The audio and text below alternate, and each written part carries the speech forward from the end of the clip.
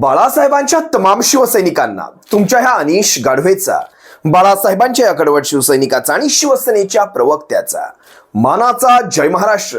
जर अजूनही शिवसेना एक वादळ या आपल्या हक्काच्या माध्यमाला शिवसैनिकांना सबस्क्राईब करायचं राहून गेलं असेल तर तुम्हा सर्व शिवसैनिकांना पुन्हा एकदा कळकळीची विनंती, आता ताबडतोब शिवसेना एक वादळ आपण सर्वांनी लाखोंच्या संख्येने सबस्क्राईब जरूर करावं, जेणेकरून महाराष्ट्राच्या कानाकोपऱ्यापर्यंत शिवसेनेच्या विचारांना पोहोचवण्यासाठी शिवसेना एक वादळ या माध्यमाची आपणा सर्वांना मदत होत असते.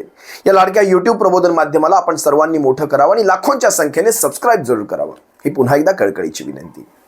गेल्या 2-3 दिवसांपासून आपण बातम्या पाहतोय टोरेस घोटाळ्याच्या. खरं तर हा टोरेस घोटाळा नेमका काय आहे आणि या सर्वांमध्ये एक भाजी विक्रेता मात्र चांगलाच गाजतोय. 4.5 कोटी रुपयांची गुंतवणूक इन्व्हेस्टमेंट यांनी या टोरेसमध्ये केली होती. नेमकं हे सारं प्रकरण काय आहे, मी या सगळ्या प्रकाराकडे एक वैयक्तिक कशा प्रकारे पाहतो हे सर्व मी तुम्हा सर्वांशी पुढची काही मिनिटे अगदी सविस्तर चर्चा करणार आहे. लक्षात घ्या शिवसैनिकांनो, एक 4.5 कोटी कमावणारा एक परप्रांतीय म्हणू शकता, एक हिंदी भाषिक म्हणू शकता, एक भाजीवाला महाराष्ट्रात येतो, महाराष्ट्रात तो रस्त्यावर धंदा करतो आणि 4.5 कोटी कमावतो.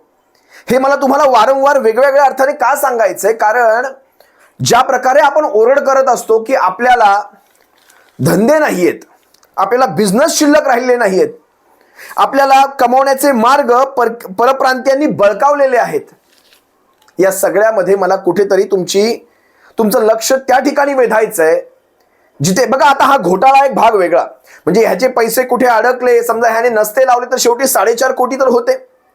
घामाचाच पैसा असणार, मी म्हणणार नाही कुठे वाम मार्गाने वगैरे, मला माहित नाही, कारण मी तसं इन्व्हेस्टिगेशन केलं नाही. मी आता हे समजून चालतो हा घामाचा पैसा आहे, कारण ज्या प्रकारे खुल्यामध्ये हा मीडिया समोर येऊन बसतोय त्या प्रकारे त्याला तेवढंसं नॉलेज नसावं, त्याचं ज्ञान तेवढं नसावं, नाहीतर या असल्या घोटाळ्यांमध्ये हा भाजीवाला आला नसता. काय झालंय बघा, मी सुरुवातीची काही उदाहरणं पाहिली. सुरुवातीला काय म्हणाले, एक दोन मी उदाहरणं पाहिली. मी 50,000 गुंतवले, मला जवळपास 8% पैसे आले, 7% पैसे आले. त्यानंतर मग मी 13 लाख गुंतवले. एक पानवाला मला म्हणाला, म्हणजे मला म्हणाला म्हणण्यापेक्षा मी त्या व्हिडिओमध्ये पाहिलं मीडियाच्या, 10,000 मी गुंतवले, त्यानंतर मी 60,000 10,000चा परतावा आला, 60,000 बुडाले. हे अशा प्रकारे एक 2-3 महिन्यामध्ये जवळपास 3,000 कोटींना चुना लागला गेलेला आहे. मी पुन्हा तुमचं लक्ष त्या 4.5 कोटींकडे नेतो. 4.5 कोटींची तिथे इन्व्हेस्टमेंट होईपर्यंत किंवा एवढ्या मोठ्या प्रमाणामध्ये लोकांचा पैसा या कंपनीच्या खात्यात येईपर्यंत ईडी, इन्कम टॅक्स, CBI नेमकी कुठल्या झोपेच्या गोळ्या घेऊन झोपली होती? माझा साधाचा पहिला प्रश्न बघा ना, ज्या वेळेस बाळासाहेबांच्या खुर्चीची किंमत लावली जाते, राजन साळवी साहेबांच्या घरावर ज्यावेळेस ईडी, इन्कम टॅक्स, CBIचे छापे पडतात, बाळासाहेबांच्या खुर्चीची किंमत लावणारे आज एवढे 3-3 हजारांचे घोटाळे, 3-3 कोटींचे घोटाळे होतात, त्यावेळेस त्यांना कळत नसावं. म्हणजे तुम्हाला घोटाळा व्हावा लागतो का ह्या सगळ्या गोष्टींसाठी? घोटाळा झाल्यानंतरच या सगळ्या संस्थांना, कारण शेवटी त्या कंपनीच्या सुद्धा खात्यावरच पैसे आलेले आहेत की कुठे कॅशमध्ये व्यवहार झालेले आहेत, खात्यावर पैसा आलेला आहे. मग अशा प्रकारची कोणती कंपनी आहे बाबा जिच्या मला वाटतं शाखा मी पाहिल्या, अगदी कांदिवली, त्यानंतर कल्याण, त्यानंतर Grant Road, Mira Road, Sanpada, Dadar, अशा अनेक ठिकाणी. बरं, शाखा अशा साध्या साध्या शाखा नाहीत, मोठमोठ्या शाखा, ज्या शाखांमध्ये तुम्ही त्यांची रोषणाई पाहाल तर डोळे दिपून जातील. स्टाफ पहा, इंग्रजी पहा, इथे बिल्ले पाहायचे, समोर दागिने. आता ते दागिने, हिरे, ते खरंच काचेचे खडे होते की खरंच दागिने होते, कुणाला कुणाशी काही गंध नाही. किती सोपं आहे बघा ना, लोकांना फसवणं किती सोपं आहे पहा. आज उद्या कोणी म्हणेल, उद्या मीही उठेल, एखादा अशा प्रकारचा धंदा खोलेल, 4 लोकांना पैसे द्यायचे किंवा आपलीच 5 लोक पेरायची, ज्यांना पैसे देताना दाखवायचे, मोठमोठे ॲपलच्या मोबाईल्सचे गिफ्ट देताना दाखवायचे, कार द्यायची. तुम्हाला ते नेटवर्क मार्केटिंगचं चांगलंच, जर तुम्ही फेसबुक वगैरेवर जर पाहत असाल नेटवर्क मार्केटिंगचे, तुम्हाला काही विनोदी व्हिडिओ दिसतील. विनोद कसले हो, ती अगदी उत्तर प्रदेश, बिहारची ती तरणीबांड पोरं पकडायची 20-22 वर्षाची, त्यांच्या अंगात तो कोट सुद्धा, तर कोटसाठी सुद्धा कुठून पैसे आणले असतील मला माहित नाही, पण ती पोरं त्यांच्या गळ्यात ती माळा, फुलांच्या माळा, अगदी चेहरा दिसत नाही इतक्या माळा घालायच्या. आणि माझे 1,500 आलेले आहेत, मेरा पहला चेक मेरे अकाउंट में आ गया, अब मैं ऑडी कार, मर्सिडीज कार के बहुत करीब हूं वगैरे वगैरे वगैरेच्या तुम्ही ते व्हिडिओ पाहिले असाल. महाराष्ट्रातही एक दोन उदाहरणं आहेत. एक जोडपं आहे महाराष्ट्रात विशेषतः, ते वारंवार एक कॉमेडीचा भाग वेगळा राहिला, पण ते कॉमेडीच्या भागातनच ते ह्या नेटवर्क मार्केटिंगवाल्यांची चांगली खोलून मारत असतात. बघा बरं का कसं, मला त्या जोडप्याचं नाव माहिती नाही, पण फेसबुकवर बऱ्याचदा त्यांचे व्हिडिओ माझ्या पाहण्यात अगदी अतिशय विनोदी, अगदी गावरान जोडपं आहे ते, गावचं आहे ते. आणि अंगामध्ये लग्नातला कोट असतो मला वाटतं, खाली तर तेच आपला हाफ पॅन्ट वगैरे असते, पण वरती कोट चढवतो, काळा चष्मा घालतो तो व्यक्ती. आणि नेटवर्क मार्केटिंग सारखं फोनवर बोलल्यासारखं बोलत असतो.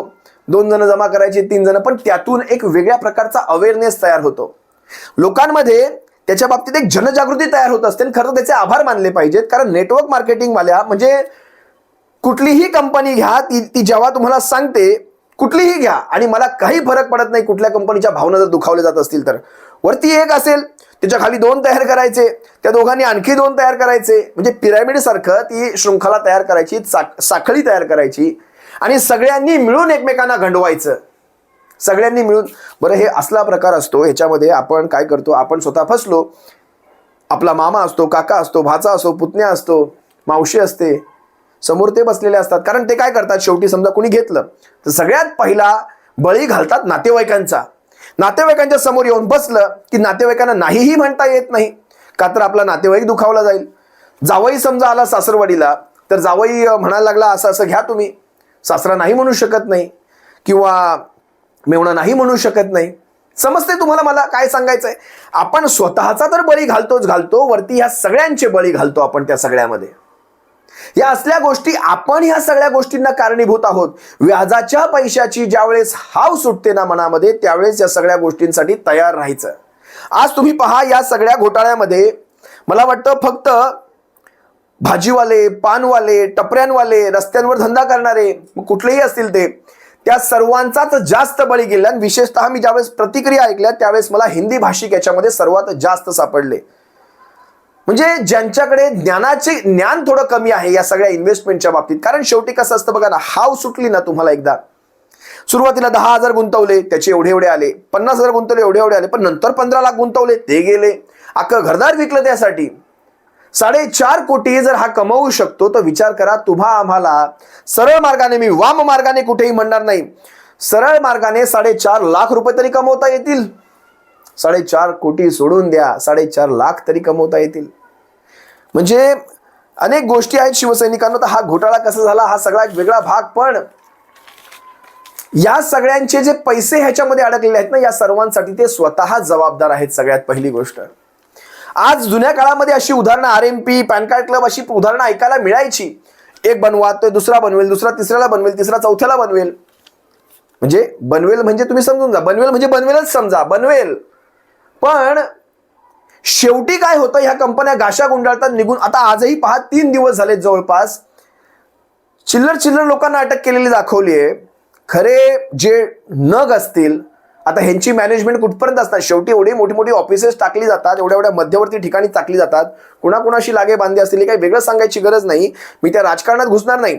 पण एवढी मोठी ऑफिसेस टाकत असताना त्यांच्याकडे काय कमी पैसा असणार? विचार करा, आज देश सोडून जर पळाले असतील तर काय करणार तुम्ही त्यांना उद्या? विजय माल्याचा तुम्ही काय उखाडलात मला सांगा? काही उखडू शकत नाही आपण. गेला तो गेलाच, अनेकांना लुटून गेलेला आहे. आज ह्या सगळ्या, आज तुम्ही मला सांगा ना, जोपर्यंत मीडियाला चांगल्या बातम्या मिळत नाहीत तोपर्यंत ह्या बातम्या दाखवल्या जातील, जोपर्यंत TRP मिळतोय, शेवटी ह्या बातम्या संपवल्या जातात. आणि मग परत दुसरीकडे मीडिया वळाली की तुमच्या विषयाला कोणी कुत्र विचारणार नाही. आज मीडिया ह्याला TRP देते कारण चला इतर बातम्या सध्या कमी आहेत. नंतर तुमच्या विषय, आज PMC bank, Punjab Maharashtra cooperative बँकेचा जो घोटाळा झाला, काय झालं त्याच्यामध्ये? आज त्या बँकेच्या घोटाळ्यामध्ये खरं तर आजही लोकांना पैसा मिळत नाहीये. कित्येक लोकांची आयुष्यभराची पुंजी अडकली त्याच्यामध्ये. पंजाब महाराष्ट्र कोऑपरेटिव्ह बँकेचं, PMC बँकेचं काय झालं? काहीच होऊ शकत नाही. काय मिळणार तुम्ही सांगा? तुम्ही म्हणजे शॉर्टकट मध्ये मला कशा प्रकारे यश, शॉर्टकट मध्ये कधीही यश मिळत नाही. यशासाठी तुम्हाला घाम हा गाळावाच लागतो. प्रत्येक वेळी घाम ह्या शब्दाचा अर्थ शब्दाप्रमाणे घेऊ नये. म्हणजे घाम गाळला म्हणजे तुम्ही कुठल्याही गोष्ट, तुम्हाला मेहनत हे आहे, घामाचा अर्थ माझं मेहनत हे आहे. मेहनतीशिवाय होऊ शकत नाही. मेहनत ही कुठल्याही गोष्टीसाठी चुकलेली नाही.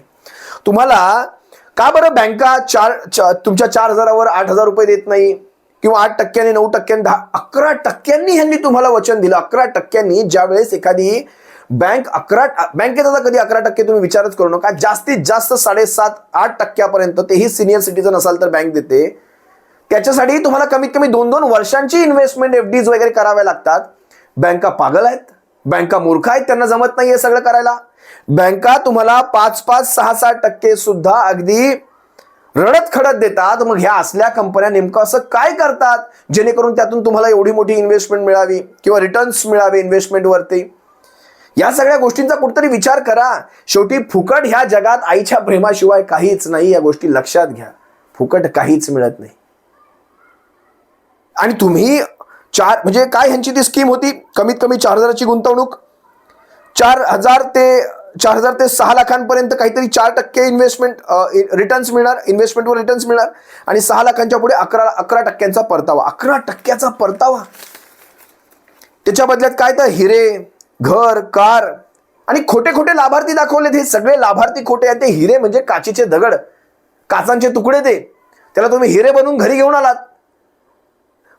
मला खरंच ज्यावेळेस ह्या सगळ्या बातम्या मी पाहत होतो त्यावेळेस मला कुठेही नवल वाटलं नाही. म्हटलं ते बनती है दुनिया बनाने वाला चाहिए, आणि लुट लेती है दुनिया लुटने वाला चाहिए. कसं सांगा ना. म्हणजे ह्या सगळ्या गोष्टींना आपण ज्यावेळेस बळी पडत असतो कुठेही मनामध्ये विचार येत नाही. आपण काय पाहतो नेमकं, त्यांचे ते काचेचे सगळे दरवाजे पाहतो, त्यांच्या त्या लाईट्स पाहतो, तो इंग्रजी बोलणारा स्टाफ पाहतो. आज विचार करा, आज हा तुमचा कष्टाचा पैसा 2-2 हजाराचे गिफ्ट वाउचर वाटले त्यांनी, त्या कागदाचं काय करता इथे? आपल्या करन्सीवर, आपल्या नोटेवर सुद्धा जोवर त्या गव्हर्नरची सही नसते ना, सही, तोवर ती 2,000ची नोट सुद्धा एक कागदाचा तुकडा असतो. हे तुम्हाला माहिती असायला हवं. कारण गव्हर्नर ज्यावेळेस लिहितो मैं धारक को 10 रुपये, 10ची नोट असेल तर 10 रुपये अदा करने का वचन देता हूं, 20ची नोट असेल तर 20 रुपये अदा करने का वचन देता हूं. खाली गव्हर्नर ज्यावेळेस सही करतो ना, त्यावेळेस नोटेला करन्सी म्हणून मान्यता मिळते. तो कागदच असतो. मग ह्या 2-2 हजारांचे वाउचर आता कुठे घालायचे आपण? हा विचार करा. आयकरला ह्याची कल्पना आली नाही, तुम्हाला ह्या सगळ्या गोष्टी कळाल्या नाहीत. एवढा मोठा हा घोटाळा होत असताना जोवर तुम्हाला व्याजाचा पैसा मिळत होता, परतावा मिळत होता, तोपर्यंत सगळे शांत. अजूनही 8-10 दिवस, 15 दिवस, महिनाभर जर व्याजाचा पैसा असाच मिळत राहिला असता, आजही हा घोटाळा कुणाला कळाला नसता. आज व्याज मिळायचं बंद झालं आणि तुम्ही सगळे बाहेर आलात. मला नवल वाटतं खरं तर.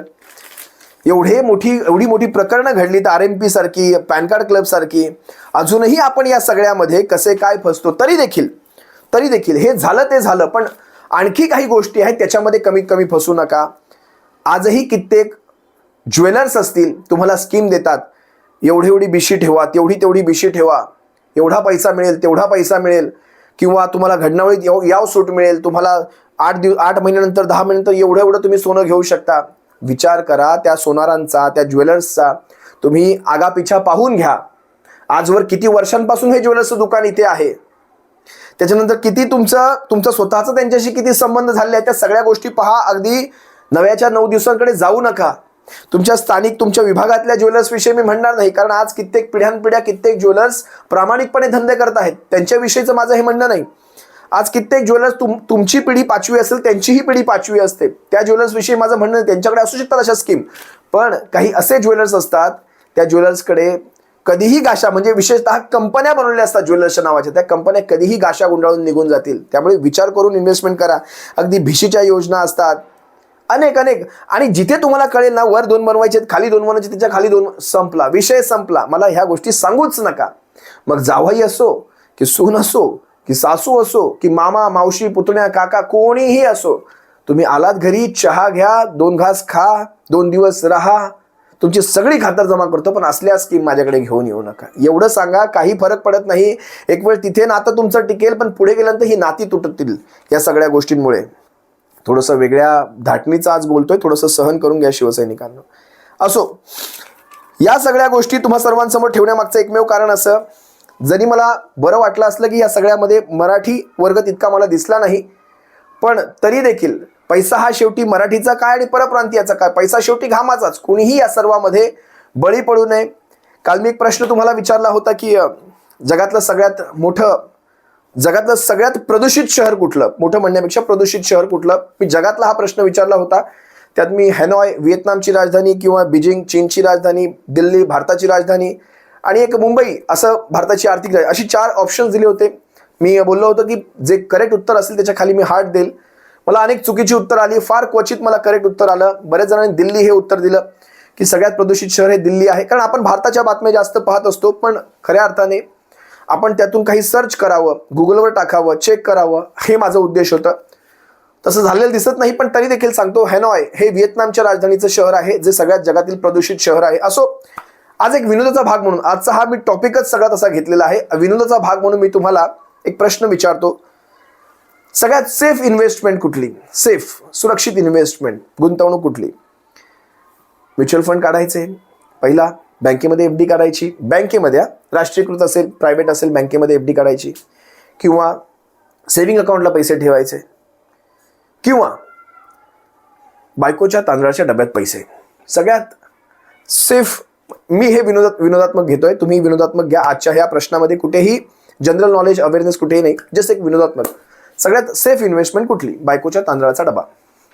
तुम्ही व्यक्त व्हा. असो, या सगळ्या घोटाळ्यांपासून भविष्यामध्ये स्वतःला वाचवा.